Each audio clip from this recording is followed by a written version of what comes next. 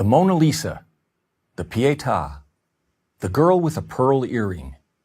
For a score of centuries, artists enriched Western society with their works of astonishing beauty. The Night Watch, the Thinker, the Rocky Mountains. Master after master, from Leonardo to Rembrandt to Bierstadt, produced works that inspired, uplifted, and deepened us. And they did this by demanding of themselves the highest standards of excellence, improving upon the work of each previous generation of masters, and continuing to aspire to the highest quality attainable. But something happened on the way to the 20th century. The profound, the inspiring, and the beautiful were replaced by the new, the different, and the ugly. Today, the silly, the pointless, and the purely offensive are held up as the best of modern art. Michelangelo carved his David out of a rock. The Los Angeles County Museum of Art just offers us a rock. A rock. All 340 tons of it. That's how far standards have fallen. How did this happen?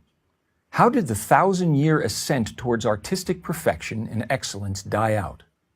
It didn't. It was pushed out. Beginning in the late 19th century, a group dubbed the Impressionists rebelled against the French Académie des Beaux-Arts and its demand for classical standards. Whatever their intentions, the new modernists sowed the seeds of aesthetic relativism, the beauty is in the eye of the beholder mentality. Today, everybody loves the Impressionists. And as with most revolutions, the first generation or so produced work of genuine merit. Monet, Renoir, and Degas still maintained elements of disciplined design and execution. But with each new generation, standards declined until there were no standards. All that was left was personal expression. The great art historian Jacob Rosenberg wrote that quality in art is not merely a matter of personal opinion, but to a high degree objectively traceable. But the idea of a universal standard of quality in art is now usually met with strong resistance, if not open ridicule. How can art be objectively measured? I'm challenged. In responding, I simply point to the artistic results produced by universal standards compared to what is produced by relativism. The former gave the world the birth of Venus and the dying Gaul, while the latter has given us the Holy Virgin Mary, fashioned with cow dung and pornographic images, and Petra, the prize-winning sculpture of a policewoman squatting and urinating, complete with a puddle of synthetic urine.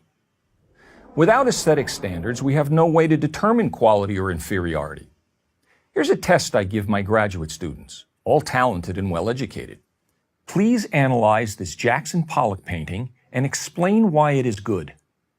It is only after they give very eloquent answers that I inform them that the painting is actually a close-up of my studio apron.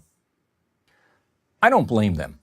I would probably have done the same, since it's nearly impossible to differentiate between the two. And who will determine quality is another challenge I'm given. If we are to be intellectually honest, we all know of situations where professional expertise is acknowledged and depended upon. Take figure skating in the Olympics, where artistic excellence is judged by experts in the field. Surely we would flinch at the contestant who indiscriminately threw himself across the ice and demanded that his routine be accepted as being as worthy of value as that of the most disciplined skater. Not only has the quality of art diminished, but also the subject matter has gone from the transcendent to the trashy. Where once artists applied their talents to scenes of substance and integrity from history, literature, religion, mythology, etc., many of today's artists merely use their art to make statements, often for nothing more than shock value. Artists of the past also made statements at times, but never at the expense of the visual excellence of their work. It's not only artists who are at fault. It is equally the fault of the so-called art community, the museum heads, gallery owners, and the critics who encourage and financially enable the production of this rubbish. It is they who champion graffiti and call it genius, promote the scatological and call it meaningful. It is they who, in reality, are the naked emperors of art. For who else would spend $10 million on a rock and think it is art? But why do we have to be victims of all this bad taste? We don't. By the art we patronize at museums or purchase at galleries, we can make our opinions not only known but felt. An art gallery, after all, is a business like any other. If the product doesn't sell, it won't be made. We can also support organizations like the Art Renewal Center that work to restore objective standards to the art world. And we can advocate the teaching of classical art appreciation in our schools. Let's celebrate what we know is good and ignore what we know is not.